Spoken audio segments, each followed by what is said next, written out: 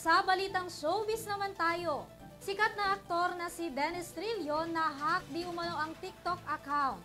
Ayon yan sa kanyang agency. Tungayan natin ang buong detalye na hatid ni Sam Martos.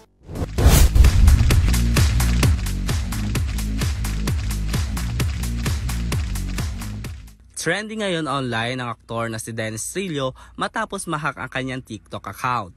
Yan ay matapos na kumalat sa social media ang tila pagsagot nito sa tanong ng isang netizen kung bakit wala ang kanyang asawa na si Jenilyn Mercado sa bagong labas na station ID ng GMA Network. Tila hindi pa dito natapos ang usapan dahil sinundan pa ito ng sunod-sunod na katanungan ng kanyang mga fans na kaagad ring sinagot ng aktor. Hindi naman ito nagustuhan ng ilang mga netizen na nakabasa, kaya naman agad na nag-viral online. Dahil dyan naglabas na ng pahayag ang manager ni Dennis at sinabing hindi daw ang aktor ang sumasagot sa mga naturang komento.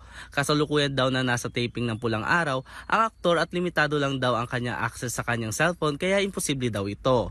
Pinaiimbisagahan na rin daw ang naturang pangyayari, dagdag pa nito. Samantala kaugnay niya, naglabas din ng statement ng Agila Entertainment kung saan sinabi nito na nahack ang TikTok account ng aktor na si Dennis Trillo kahapon bandang tanghali, July 1, 2024 at patuloy nilang inaayos ang mga nangyari upang hindi na muli itong maulit. Para sa EuroTV Showbiz Balita, ako si Sam Martos, sumasaludo sa bawat Pilipino.